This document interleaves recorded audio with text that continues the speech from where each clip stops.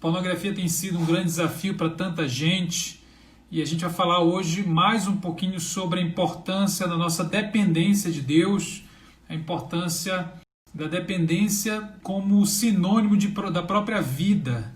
A vida é resultado, a vida abundante é resultado da dependência que nós depositamos no Criador. Eu tenho percebido muito que, diante dos problemas ou de alguns pecados que se tornam repetitivos, os cristãos têm a tentação de colocar a sua fé na sua própria capacidade, na sua própria energia, na sua própria condição moral de executar a vontade de Deus a partir dos seus braços, confiando em homens e em cavalos, como diria o escritor bíblico, e não fazendo menção do nome do Senhor. E quando o pecado ele se apresenta como uma batalha muito renhida, muito demorada, a tendência ao desânimo, é a apatia, é a desistência. Por quê? Porque nossas expectativas estão fundadas em nós mesmos e nós somos decepcionantes. O ser humano, quando confia apenas em si mesmo, certamente se decepciona, certamente encontra com as suas limitações, com a sua precariedade. Isso aponta de maneira muito objetiva para a grandeza de Deus, para a necessidade que a gente dependa da sua graça como poder que capacita a obediência. Nós não somos e não podemos nada se não estivermos conectados a partir de uma conexão que também não fomos nós que estabelecemos, foi o próprio Criador que se conectou a nós a partir do seu Filho. Então, nós só vamos vencer o pecado e a pornografia e tantos outros pecados da imoralidade se nós confiarmos 100% no nome, na presença, no sangue de Jesus, nas oportunidades de perdão que ele nos confere e na capacidade de renovar o entendimento. Nós precisamos entender que a chave para a vitória sobre o pecado sexual é uma profunda e renovada dependência completa da pessoa, da natureza, da presença do Criador, daquele que nos fez, que conhece cada recôndito do nosso coração, que pode saciar cada expectativa, cada necessidade do nosso interior. É assim que nós vencemos o pecado, é substituindo um prazer inferior, pequeno, um prazer momentâneo, fundado e baseado numa relação com a criatura, com o pecado, com algo que Deus condena, com prazeres associados à própria presença de Deus na vida como um todo. É uma vida de dependência. É dependência ou morte. Ou nós dependemos de Deus, ou vamos ver uma vida independente. E a independência do homem, que pensa que se basta, que pode se autoliderar, que pode viver para o seu próprio umbigo, que pode usar todo mundo como objeto do seu deleite, essa vida de independência é uma vida de morte, pois vida não é.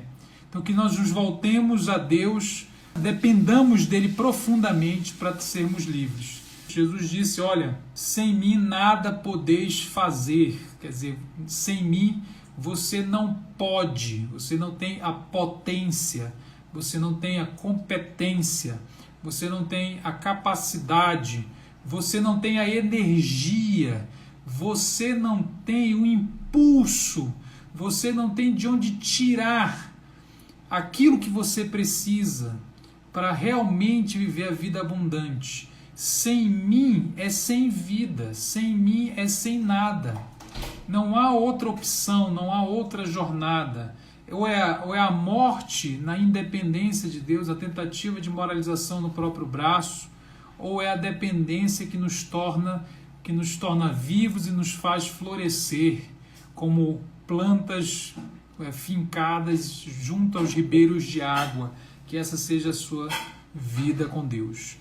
E Deus pode usar isso para reavivar toda a sua vida espiritual, todo o seu senso de dependência de Deus. Então Deus pode usar um problema pontual como o vício em pornografia para colocar em xeque toda a sua espiritualidade, tudo aquilo que você acha que tem, acha que já conseguiu, Existem pessoas que nem nasceram de novo e acham que nasceram. Paulo falava sobre isso. Se é que vocês já conhecem o Filho. Então Deus às vezes usa um problema específico para questionar toda a nossa existência.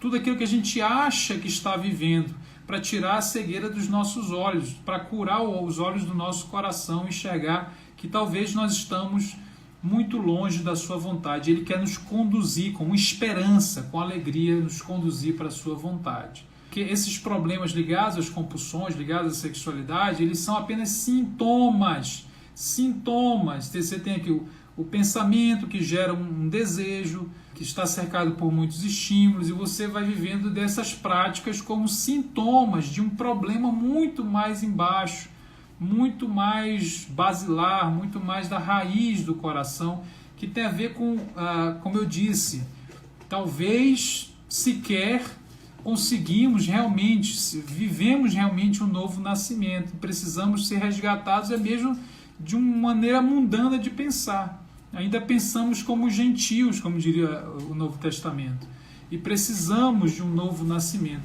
Nos achávamos cristãos, mas descobrimos que, pelo menos nessa área, ou mesmo em todas as áreas, quem governa a nossa vida não é Cristo.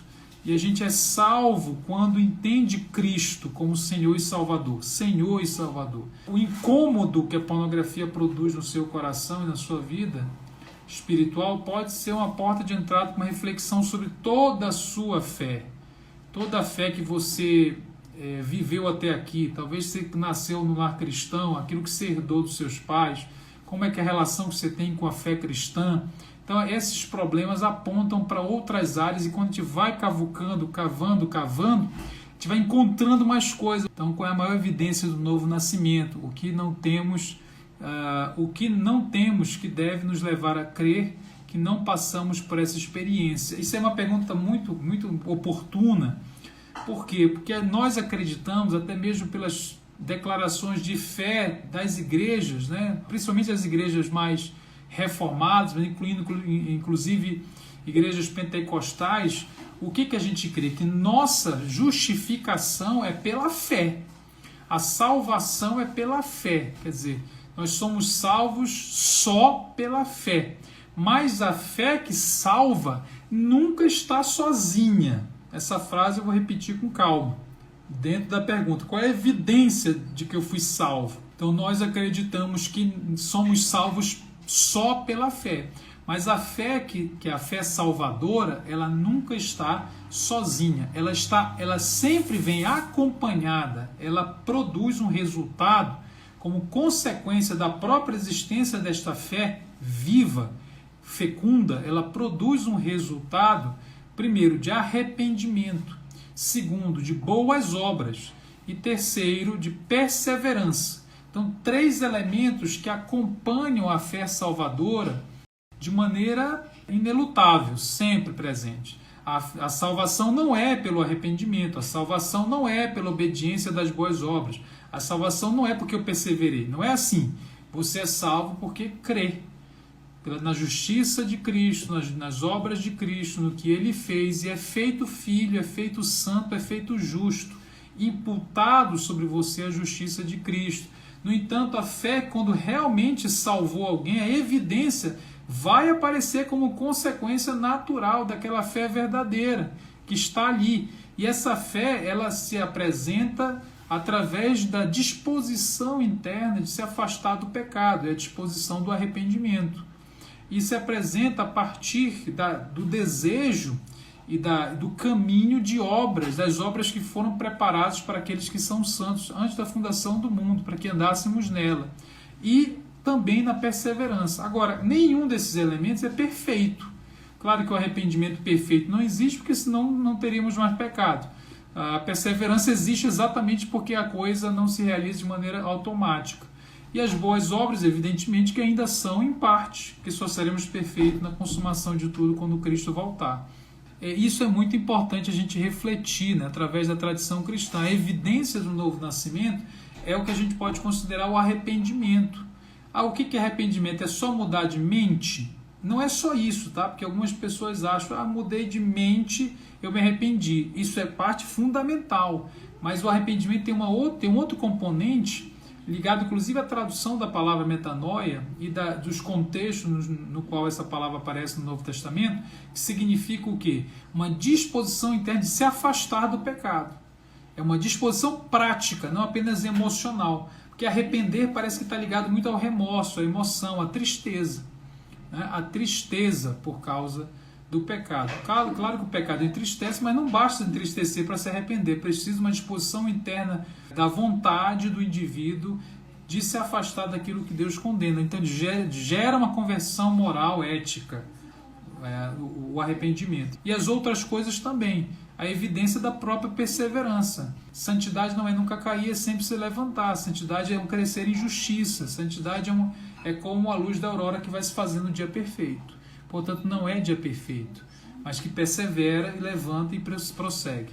Tá? Uns cometem por não ter mais prazer em viver, praticam por não viver feliz, encontram prazer momentâneo. Exatamente, né? Não é que não tem prazer em viver, é que sem prazer ninguém vive. O homem foi feito para ter deleite, o homem foi feito para buscar a felicidade. A busca da felicidade é natural ao ser humano. Tanto é que a Bíblia nos deixa claro que fomos criados para a glória de Deus e para desfrutar a Deus eternamente. Se fomos criados para desfrutar um relacionamento com Deus, de prazer em todos os níveis, então fomos criados para a felicidade. Já fomos felizes, porque antes do pecado Adão e Eva éramos felizes, colocar assim, né? Éramos felizes. A queda nos bagunçou, né? Bagunçou a nossa busca por felicidade, a gente acaba buscando a felicidade naquilo que não é. É como alguém que se contenta com um pirulito doce momentos antes do banquete, do almoço, e enche a barriga com aquela coisa não nutritiva e perde o banquete.